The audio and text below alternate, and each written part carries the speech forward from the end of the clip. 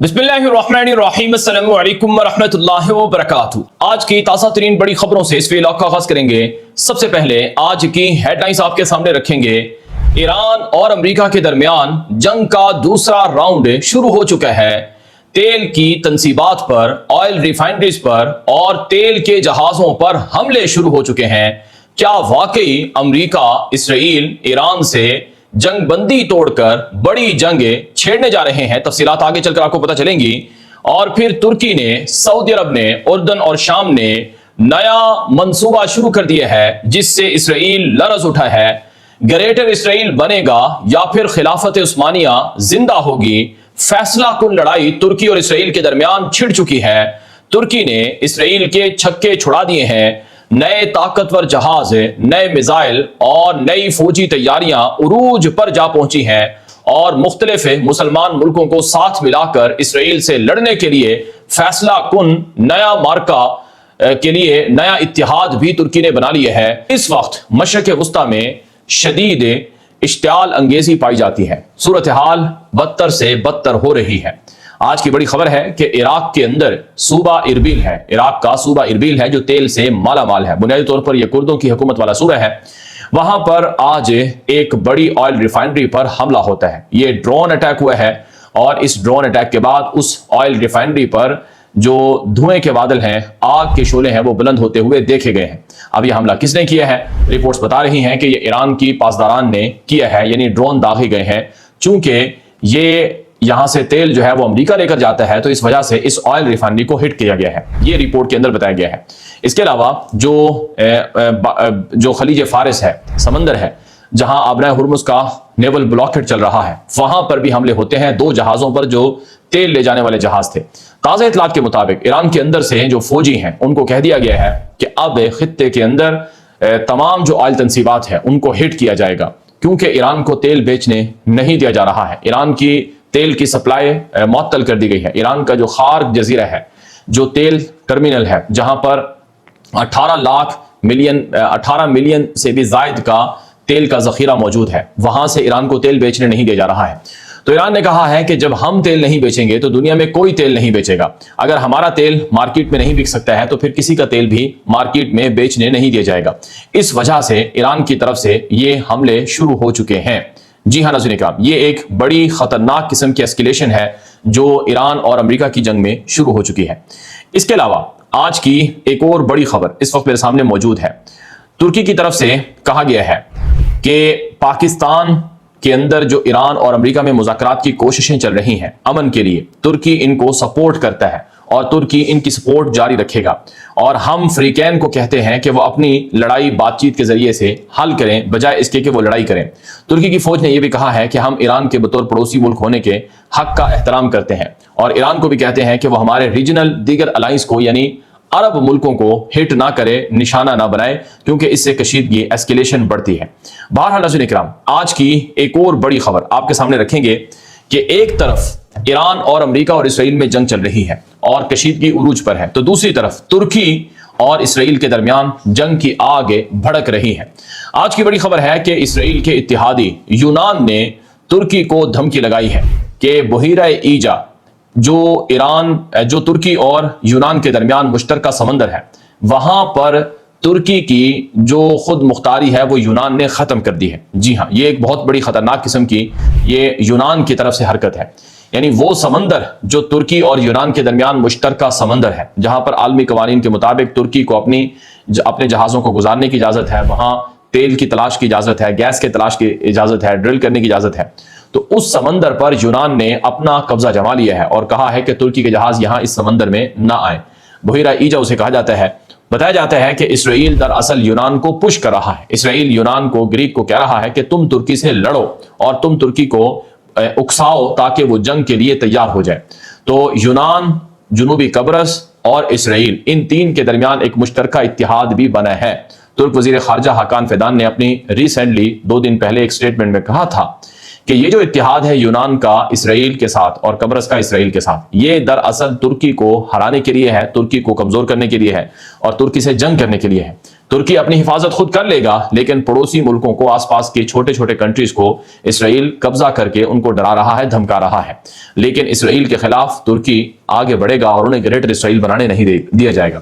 اسرائیلی media پر مسلسل کہا جا رہا ہے کہ ترکی خلافت عثمانیہ زندہ کر رہا ہے۔ چنانچہ آج کی ایک بڑی خبر میرے سامنے موجود ہے کہ سعودی عرب، اردن اور شام اور ترکی، ان 4 ملکوں کے درمیان ایک علاقائی ریلوے پروجیکٹ منصوبہ مکمل کرنے کا اتفاق کر لیا گیا ہے۔ آج کی بڑی خبر ہے وہ منصوبہ جو 19ویں صدی میں جو سلطان عبد الحمید ثانی تھے، یعنی جو عثمانی سلطنت کے آخری طاقتور پاورفل جو بادشاہ تھے سلطان عبد الحمید ثانی، ان کے دور میں ایک منصوبہ شروع ہوتا ہے جسے حجاز ریلوے پروجیکٹ کہا جاتا ہے۔ آپ کو پتہ ہے پہلے زمانے میں جہاز نہیں ہوا کرتے تھے اور اتنی آسانی اور فراوانی نہیں ہوا کرتی تھی، تو اس وقت حجاج کرام وہ ریلوے کے ذریعے سے مدینہ منورہ اور مکہ مکرمہ پہنچا کرتے تھے۔ تو وہ جو ریلوے پروجیکٹ تھا اسے حجاز ریلوے کا نام دیا گیا تھا اس زمانے میں۔ تو وہ ریلوے پروجیکٹ پھر تباہ کر دیا گیا جب خلافت عثمانیہ کو توڑا گیا جنگ عظیم اول کے دوران، اور اس کو خراب کر دیا گیا۔ اور بنیادی طور پر وہ منصوبہ تمام مشرق وسطیٰ کے مسلمان ملکوں کو جوڑنے کا منصوبہ تھا۔ تو آج کی خبر یہ ہے کہ ترکی نے، شام نے، اردن نے اور سعودی عرب نے، ان چاروں نے اتفاق کر لیا ہے کہ ہم یہ منصوبہ اس سال کے آخر تک، 2026 کے آخر سے ختم ہونے سے پہلے اگلے 6-7 مہینوں میں، 8 مہینوں میں مکمل کریں گے، کیونکہ یہ ریلوے پروجیکٹ پہلے سے چلتا رہا ہے۔ اب اس کی رینوویشن چلنی ہے، کچھ ترامیم ہونی ہے، کچھ ان کو مینٹین کرنا ہے، تو جہاں ضرورت ہوگی تو وہاں مزید ریلوے ٹریک بچھائے جائیں گے۔ کیونکہ شام کے اندر صورتحال اب کافی امن و امان کے حوالے سے بہتر ہو رہی ہے، تو اس وجہ سے یہ پروجیکٹ آگے بڑھایا جا رہا ہے۔ تو اطلاعات یہ ہیں کہ حجاز ریلوے پروجیکٹ دراصل یہ مختلف علاقائی ممالک کو تجارتی طور پر اور اقتصادی طور پر مضبوط بھی کرے گا، اور یہ متبادل روٹ کے طور پر بھی کام کرے گا۔ سعودی عرب اپنی چیزیں یورپ تک بھیجنا چاہتا ہے، لیکن وہ سمندر کے راستے جدہ پورٹ سے جاتی ہیں، وہاں یمن کے حوثیوں کے حملے ہو جاتے ہیں، لڑائی کی وجہ سے، اسرائیل کی بدماشی کی وجہ سے سوئس کنال بند ہو جاتی ہے، اور پھر سعودی عرب آبنائے ہرمز کی بندر سے بھی بہت سی چیزیں دنیا کو نہیں بیچ پا رہا ہے۔ تو سعودی عرب نے یہ زمینی روٹ استعمال کرنے کا فیصلہ کیا ہے، جس میں ترکی کے ساتھ یہ ڈیل ہوئی ہے کہ اس پروجیکٹ کو آگے بڑھایا جائے گا۔ اس کے علاوہ ایک اور پروجیکٹ ہے جس پر ترکی تیزی سے کام کر رہا ہے کہ عراق سے اور کویت سے یہاں تک کہ قطر سے جو تیل اور گیس ہے وہ پائپ لائن کے ذریعے سے ترکی پہنچے اور وہاں سے پھر یورپ تک جائے۔ جی ہاں، آپ کو پتہ ہے جو تیل کے جہاز ہیں وہ آبنائے ہرمز سے، اسٹریٹ آف ہرمز سے گزر کر جاتے ہیں۔ اب اسٹریٹ آف ہرمز کی بندش کی وجہ سے دنیا میں 20% تیل ختم ہو گیا ہے۔ اگر یہ پائپ لائن کا پروجیکٹ مکمل ہو جائے، یعنی جو گیس ہے قطر کی، اگر یہ اس پائپ لائن کے ذریعے سے ترکی تک جائے اور پھر وہاں سے یورپ کے ملکوں کو بیچی جائے، تو یہ اتنا زبردست قسم کا پروجیکٹ ہے کہ پھر یورپ کو روس کی گیس لینے کی بھی ضرورت نہیں رہے گی، اور جنگوں کے دوران یہ جو پائپ لائن ہے یہ بڑی فعال رہے گی، اور یورپ کو توانائی کی جو قلت ہے اس کا بھی سامنا نہیں ہوگا، اور ظاہر ہے اس سے قطر کو بھی فائدہ ہوگا۔ پھر جہاں جہاں سے یہ پائپ لائن گزرے گی، عراق سے ہوتی ہوئی، شام سے ہوتی ہوئی، ترکی سے، تو ان تینوں ملکوں کو بھی فائدہ ہوگا۔ تو یہ ایک میگا پروجیکٹ ہے، ایک گریٹ گیم ہے جو ترکی کی طرف سے شروع کیا گیا ہے۔ یعنی یہ پروجیکٹ اگر شروع ہو جاتا ہے اور اس کو آگے بڑھایا جاتا ہے، مکمل ہو جاتا ہے، تو اس سے اسرائیل کے سارے خواب چکنا چور ہو جائیں گے۔ اسرائیل کیا کہتا ہے؟ اسرائیل یہ کہتا ہے کہ میں مشرق وسطیٰ کا سردار ہوں، ساری کنٹریز، سارے ملک میرے ماتحت ہیں، جو مجھ سے آگے بڑھنے کی کوشش کرے گا، چاہے ہتھیاروں میں، چاہے اقتصاد میں، چاہے ٹیکنالوجی میں اسے قبول نہیں کروں گا۔ آپ کو پتہ ہے ہر وہ ملک جس کے پاس کوئی چھوٹے موٹے راکٹس بھی ہیں، اسرائیل کہتا ہے کہ یہ ہمارے امن کے لیے خطرہ ہے۔ ہر وہ ملک جو تیل سے یا کسی بھی طرح سے اپنے آپ کو خوشحال رکھتا ہے، اسرائیل اس کو دھمکیاں لگاتا ہے۔ تو اسرائیل کا جو پروجیکٹ ہے وہ یہ ہے کہ نہر سوئس کے مقابلے میں ڈیوڈ بن گورین نہر بنا دی جائے جو غزہ سے گزر کر جائے، یعنی جو مصر کی نہر سوئس ہے اس کو خراب کر کے یا اس کو بند کروا کے اس کے متبادل جو خلیج عقبہ ہے وہاں سے ایک نئی نہر بنانا اور غزہ کے اندر سے گزار کر اسے میڈیٹرین سی تک لے جانا، جسے ڈیوڈ بن گورین کہا جاتا ہے۔ یہ نہر اسرائیل کا پروجیکٹ تھا جو غزہ کی جنگ کا مین پس پردہ ہدف بھی تھا، جو کہ پورا نہیں ہوا ہے۔ اور اب اسرائیل چاہتا ہے کہ میں ایران کے اوپر حملہ کر کے ایران پر قبضہ کر لوں، اور ایران کی جو آبنائے ہرمز ہے وہ میری تحویل میں آ جائے، اور ایران کا تیل میرے قبضے میں آ جائے، اور اسی طرح سے شام کے اندر جو سویدہ علاقہ ہے جنوب کے اندر اس پر قبضہ کر کے، تاکہ شام میں بھی اسرائیل کی اجارہ داری ہو، اور پھر ترکی کو، قطر کو، باقی عرب ملکوں کو یہاں سے اپنا تیل گزارنے کی اجازت نہ دی جائے۔ تو اس طرح سے اسرائیل بھی اپنے پروجیکٹ کو جاری رکھے ہوئے ہے، لیکن ترکی کی طرف سے کہا گیا ہے کہ ہم اسرائیل کے منصوبوں کو آگے بڑھنے نہیں دیں گے۔ اسرائیل جو بھی منصوبہ بنائے گا اس کے راستے میں ترکی کھڑا ہوگا۔ اسی حوالے سے ترکی نے ایک نیا ریجنل الائنس قائم کر لیا ہے۔ چنانچہ ترکی نے قطر سے، سعودی عرب سے، مصر سے اور پاکستان سے اتحاد کیا ہے، عسکری اتحاد. اور ترکی نے صومالیہ کے اندر جو گیس اور تیل کی تلاش ہے وہ بھی شروع کر دی. اب صومالیہ کو آپ دیکھیں، ایک کمزور غریب ملک ہے، افریقہ کا مسلمان ملک ہے، لیکن اسرائیل نے وہاں صومالیہ کے 2 ٹکڑے کروا دیے. ایک ٹکڑا صومالی لینڈ کے نام سے آزاد کروا دیا اور وہاں اپنا سفیر بھی بھیج دیا اور وہاں اڈا بھی بنانا شروع کر دیا تاکہ بحر احمر پر قبضہ کیا جا سکے. تو اسرائیل چاہتا ہے کہ جہاں مسلمان ملکوں کے پاس دولت ہے وہ اس کی مٹھی میں رہے، جبکہ ترکی چاہتا ہے کہ اسرائیل کو یہ کام کرنے نہ دیا جائے. تو یوں ایک گریٹ جو جنگ ہے وہ اسرائیل اور ترکی کے درمیان چل رہی ہے، اور یہ جنگ بنیادی طور پر گریٹر اسرائیل یا خلافت عثمانیہ کی بحالی کے حوالے سے ہے، جو کہ فیصلہ کن جنگ ہے. اور یہی بات ترکی کے اندر سے کہی جا رہی ہے اور یہی بات اسرائیل کے اندر سے کہی جا رہی ہے. گو مگو کی کیفیت ہے، کشمکش ہے، نہیں پتا کہ کیا ہونے جا رہا ہے. امریکی صدر ٹرمپ میڈ مین تھیوری کو فالو کر رہے ہیں. میڈ مین تھیوری یہ وہ نظریہ ہے، یہ وہ ایک تھیوری یا سوچ ہے جس میں ایک دشمن کو امریکی صدر ٹرمپ یعنی ایران کو ایسے الجھا کے رکھے ہوئے ہے کہ نہیں پتا ایران کو بھی کہ ٹرمپ واقعی ڈیل چاہتا ہے یا بمباری چاہتا ہے. یعنی ٹرمپ نے اپنے آپ کو اس تھیوری کے ساتھ جوڑا ہوا ہے کہ میں ایسی غیر یقینی کی کیفیت برقرار رکھوں کہ دشمن بھی نہ سمجھ سکے کہ میں کیا کرنے والا ہوں، اور پھر جب دشمن کسی اور آپشن کی طرف غور کر رہا ہو تو میں اچانک اس پر حملہ کر دوں. یہ میڈ مین تھیوری ہے. اب ٹرمپ کیسے کیے ہوئے ہیں؟ اگر آپ کو یاد ہو 28 فروری کو جب ایران پر امریکہ اور اسرائیل کی بمباری ہوئی تھی، تو اس بمباری سے 5 یا 6 گھنٹے پہلے ٹرمپ نے اعلانیہ میڈیا کے سامنے کہا تھا کہ اگلے جمعے کو ایران کے ساتھ ہماری بہت اچھی خوبصورت ڈیل ہونے والی ہے اور اگلے جمعے کو ہمارا نیکسٹ میٹنگ ہوگی، راؤنڈ ہوگا مذاکرات کا. یہ ٹرمپ نے 28 فروری سے 6 گھنٹے پہلے بمباری سے کہا تھا. لیکن پھر ٹرمپ نے 6 گھنٹے کے بعد ایران پر بمباری کر دی. ایران کو بھی لگا کہ ٹھیک ہے، ٹرمپ کھل کر باتیں کر رہا ہے، ہمیں بھی کہہ چکا ہے، تو اس کا مطلب یہی ہے کہ ایران ہم سے بات چیت کے معاملات کو جاری رکھنا چاہتا ہے. تو اب سپریم لیڈر علی خامنائی اور باقی جو ان کے فوجی جنرل تھے وہ اس وجہ سے، وہ اس خطرے سے اور ٹرمپ کی امریکہ کی طرف سے، اسرائیل کی طرف سے حملے سے وہ اپنے آپ کو ایک طرح سے محفوظ سمجھنے لگے اور انہوں نے پھر میٹنگ کی. جیسے ہی وہ میٹنگ میں شامل ہوئے، امریکہ اور اسرائیل نے مل کر وہاں بمباری کر دی. یہی کچھ اب ہو رہا ہے، یہی کچھ اب چل رہا ہے. آپ مانے یا نہ مانے، امریکی صدر ٹرمپ جب یہ کہتا ہے کہ اگلے 72 یا 36 گھنٹوں میں ایران کے ساتھ مذاکرات ہونے والے ہیں، تو وہ ایک خطرناک الٹیمیٹم ہوتا ہے. یعنی امریکی صدر ٹرمپ ہمیشہ مخالف چلتا ہے، یعنی جو وہ کہتا ہے اس کے عکس کرتا ہے. یعنی اگر وہ کہے گا کہ مذاکرات کر رہا ہوں تو اس کا مطلب ہے وہ بمباری کرنے والا ہے. اگر وہ کہے کہ میں بمباری کرنے والا ہوں، ایران کو سبق سکھانے والا ہوں، ایران تو مان جاؤ، تو اس کا مطلب ہے وہ بات چیت کرنے جا رہا ہے. جیسا کہ امریکی صدر ٹرمپ نے کہا تھا کہ میں ایران کی ساری سویلائزیشن کو، تہذیب کو تباہ کر دوں گا، مٹا دوں گا. ساری دنیا چونک گئی تھی، حیران ہو گئی تھی کہ کیا واقعی امریکہ ایران پر ایٹم بم مارنے جا رہا ہے. لیکن پھر ہوا کیا؟ ٹرمپ نے مذاکرات شروع کر دی. لیکن جب ٹرمپ کہتا ہے کہ میں مذاکرات کرنے جا رہا ہوں اور اگلے 72 گھنٹوں میں ڈیل ہو جائے گی، تو اس سے یہ خطرات محسوس ہوتے ہیں کہ ٹرمپ ایران پر حملہ کرنے جا رہا ہے، جیسا کہ پچھلی 2 مرتبہ ایسا ہو چکا ہے. جون کی جنگ میں جو پچھلے سال ہوئی تھی 2025 میں، تب بھی ایسا ہوا تھا، اور اب 28 فروری کو بھی ایسا ہوا تھا. تو اس لیے جو ٹرمپ کا ٹریک ریکارڈ ہے وہ ہمیشہ مخالف چل رہے ہیں. یعنی جو وہ کہے گا وہ سچ نہیں ہوگا، جو کرے گا وہ سچ ہوگا. تو اس لیے ایران کے اندر سے احتیاط برتی جا رہی ہے. چنانچہ میرے سامنے ابھی ایرانی سپوکس پرسن ہے وزارت خارجہ کے اسماعیل بقائی، ان کا بیان موجود ہے. اسماعیل بقائی نے کہا کہ امریکہ سفارتکاری نہیں چاہتا ہے، وہ جنگ بندی کی سر عام خلاف ورزیاں کر رہا ہے. ہم اسلام آباد نہیں جا سکتے ہیں کیونکہ امریکہ کی طرف سے کنفیوزڈ اور متضاد بیانات مل رہے ہیں. ہم لڑیں گے اپنے حق کے لیے، دستبردار نہیں ہوں گے، امریکہ جو چاہے کر لے. یہ اسماعیل بقائی ایرانی وزارت خارجہ کے ترجمان ہیں، ان کا یہ ابھی لیٹسٹ تازہ بیان ہے.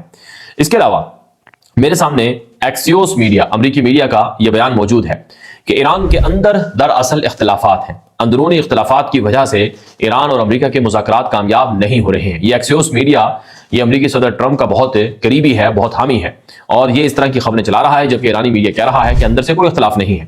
اور یہ بھی کہا جا رہا ہے امریکی میڈیا پر کہ ایرانی فوج کے جو جنرل ہیں، پاسداران انقلاب کے جنرل احمد وحیدی، دراصل وہ رکاوٹ ہیں اور انہوں نے مذاکرات کے پہلے راؤنڈ کو سبوتاج کیا ہے، اور اب جو نیا راؤنڈ ہے وہ بھی پاسداران کی وجہ سے نہیں ہو رہا ہے. یعنی امریکہ کے اندر سے باتیں کہی جا رہی ہیں کہ اس سارے معاملے کی ذمہ داری ایران کے اندر فوجی جنرلز پر عائد ہوتی ہے اور جو ہارڈ لائنرز ہیں ان پر عائد ہوتی ہے. لیکن سچی بات یہ ہے کہ ایران نے نیول بلاکیڈ کر رکھا ہے، امریکہ نے نیول بلاکیڈ کر رکھا ہے، امریکہ نے ایران کا باہری محاصرہ، ناکہ بندی کر رکھی ہے، اور ایران کہتا ہے کہ ہمارا باہری محاصرہ ختم کرو. اور آپ کو پتہ ہے ایران کے ایک باہری جہاز پر حملہ بھی امریکہ کر چکا ہے اور قبضہ کر چکا ہے, اور وہ باہری جہاز چائنا سے بیلسٹک میزائلوں کا جو کیمیکل مواد ہے وہ لے کر آ رہا تھا, جیسا کہ ٹرمپ نے کل خود کہا تھا. تو اس کا مطلب کیا ہے؟ اس کا مطلب یہ ہے کہ ایران کے اندر اختلافات کی خبریں امریکہ کے میڈیا پر چل رہی ہیں اور امریکی صدر ٹرمپ ایران کے باہری محاصرے کو جاری رکھے ہوئے ہیں. اگر ٹرمپ مذاکرات کو کامیاب بنانا چاہتا ہے تو وہ نیول بلاکیڈ ختم کر دے, باہری محاصرہ ختم کر دے. جب باہری محاصرہ ختم ہو جائے گا, مذاکرات کریں, ٹیبل پر بیٹھیں اور ڈیل کر لیں, اور جب ڈیل ایران کر لے گا تو ٹھیک ہے, نیول بلاکیڈ ختم ہو جائے گا. اگر ایران ڈیل نہ کرے تو امریکہ پھر دوبارہ نیول بلاکیڈ لگا دے, باہری محاصرہ پھر کر لے. تو امریکہ یہ باہری محاصرہ ایران کا کیوں جاری رکھے ہوئے ہے؟ کیونکہ اس باہری محاصرے کے ذریعے سے چائنا سے جو بیلسٹک میزائلوں کا فیول آ رہا ہے, کیمیکل مواد آ رہا ہے, امریکہ اس کو روک رہا ہے. امریکہ یہ نیول بلاکیڈ کبھی ختم نہیں کرے گا.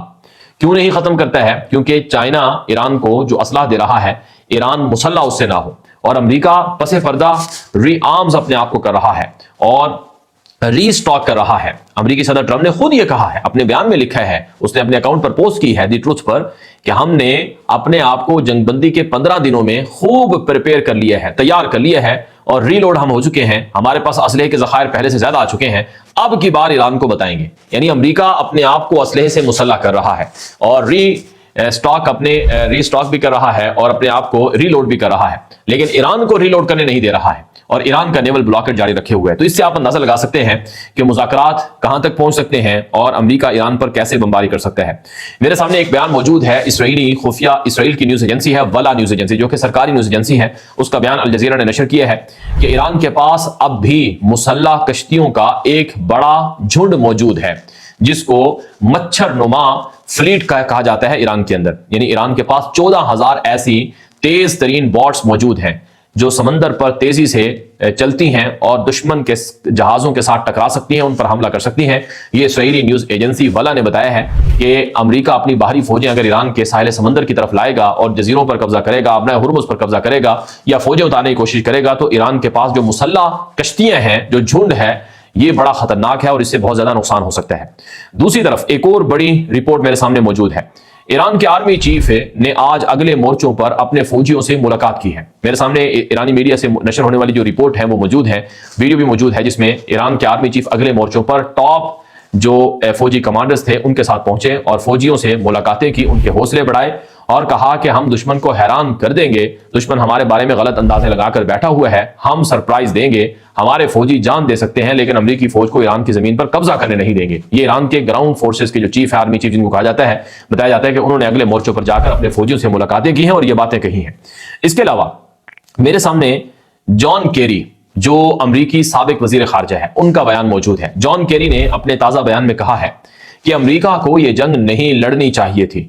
ٹرمپ پہلے امریکی فوجیوں کے والدین کی آنکھوں میں آنکھیں ڈال کر دیکھے کہ وہ فوجی جو اگلے مورچوں پر ایران سے لڑنے کے لیے امریکی صدر ٹرمپ نے روانہ کیے ہیں, ان کے والدین کتنے غصے میں ہیں, اور امریکی صدر ٹرمپ کا گول واضح نہیں ہے, اہداف واضح نہیں ہے کہ کس مقصد کے لیے جنگ لڑی جا رہی ہے. اس لیے امریکہ کے جوان فوجی اب بے مقصد جنگ کے لیے آخر کیوں قربانیاں دیں, اور یہ ایک ناکام تجربہ ہے جو ٹرمپ نے شروع کیا ہے. یہ بات جان کیری جو کہ امریکی صدر ٹرمپ کے مخالف ماضی کے وزیر خارجہ ہیں, انہوں نے یہ بات کہی ہے اور وہ اس سے پہلے بھی انٹرویو میں باتیں کر چکے ہیں. یعنی امریکہ کے اندر سے بغاوت ہو رہی ہے کہ ٹرمپ تم بے جا ایران کے ساتھ لڑ رہے ہو, اس جنگ کا تمہیں لڑنے کا کوئی فائدہ نہیں ہے, الٹا اس جنگ میں ہمیں نقصان ہو رہا ہے, فائدہ نہیں ہو رہا ہے. پہلے ہی امریکہ $80 ارب کا خرچہ کر چکا ہے, $2 ارب یومیہ کے اعتبار سے, اور جو نقصانات ہوئے ہیں امریکہ کے وہ اربوں ڈالر کے ہیں. $200-300 بلین سے زائد کا نقصان امریکہ اور اسرائیل کا اس جنگ میں 40 دنوں میں ہو چکا ہے, اور امریکہ کا آدھا اسلحہ ختم ہو چکا ہے. تھاڈ, پیٹریوٹ اور ٹومو ہاک اور جو پریسیزن میزائلز ہیں اور دیگر چیزیں ہیں, وہ سب چیزیں ختم ہو چکی ہیں.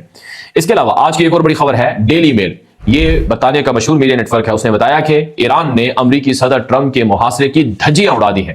اگرچہ ٹرمپ یہ کہتا ہے کہ میرا نیول بلاکیڈ چل رہا ہے, ایران کو یومیہ $500 ملین کا نقصان ہو رہا ہے, ایران کے تیل کے جہاز نہیں جا رہے ہیں, ایران کا کوئی تجارتی جہاز آ جا نہیں رہا ہے, لیکن ایران کے پاس بہت سے راستے ہیں, طریقے ہیں جس سے وہ امریکی باہری محاصرے کو اڑا کر رکھے ہوئے ہیں, اور 34 سے 50 کے درمیان جہاز ایران اب تک امریکی محاصرے کے باوجود گزار چکا ہے. تو امریکی صدر ٹرمپ کا جو محاصرہ ہے وہ کہاں پر کھڑا ہوا ہے, اس محاصرے کا کوئی فائدہ نہیں ہے, یہ ڈیلی میل کے اندر رپورٹ میں کہا گیا ہے. ایک اور بڑی خبر, پاکستان کے وزیر خارجہ سے ترک وزیر خارجہ حاکان فیدان کی فون پر طویل گفتگو ہوئی ہے۔ دراصل پاکستان اور ترکی یہ دو ملک ہیں جو ایران کے خلاف اسرائیلی منصوبوں سے اچھی طرح سے واقف ہیں۔ پاکستان کو پتہ ہے اگر اسرائیل ایران کے اوپر حملہ کر کے قبضہ کر لیتا ہے اور امریکہ کا بھی قبضہ ہو جاتا ہے ایران پر، تو پاکستان کی اسٹریٹجک ڈیپتھ امریکہ اور اسرائیل کے قبضے میں چلی جائے گی اور پھر پاکستان کے بلوچستان اور پاکستان کو بڑا خطرہ ہوگا۔ اس لیے پاکستان اس جنگ کو یہیں ختم کرانا چاہتا ہے۔ ترکی کو پتہ ہے کہ اسرائیل ایران کے بعد اگلے ٹارگٹ کے طور پر ترکی کو لیے ہوئے ہے، اور اگر ایران پر قبضہ ہو جاتا ہے، ایران کو اسرائیل اور امریکہ گرا دیتے ہیں، تو پھر اگلا نمبر لا محالہ ترکی کا ہے۔ اگرچہ آج ترکی کے خلاف ہے، امریکہ کچھ نہیں کہہ رہا ہے، لیکن کل ترکی کے خلاف امریکہ آنکھیں پھاڑ کر ترکی کو گلے سے پکڑنے کو آئے گا۔ اس لیے ترکی اور پاکستان دو ملک ہیں جو اسرائیل کی پس پردہ گریٹر اسرائیل ایکسپینشن پالیسیز کو اور ایکسپینشن منصوبوں کو اچھی طرح سے سمجھتے ہیں، اس وجہ سے وہ ڈپلومیسی کو جاری رکھے ہوئے ہیں۔ تیسرا ملک سعودی عرب ہے، جس کو پتہ ہے کہ یہ آگ اسرائیل نے لگائی ہے اور اسرائیل چاہتا ہے کہ مسلمان آپس میں لڑیں اور ان کے درمیان یہ لڑائی جاری رہے اور اس لڑائی کا فائدہ اسرائیل کو ملے اور عرب ملکوں کی جو ترقی ہے، معیشت ہے، وہ سب کچھ تباہ ہو جائے اور یہ آپس میں لڑ کر تباہ و برباد ہو جائے۔ اس لیے بھی سعودی عرب ڈپلومیسی کر رہا ہے۔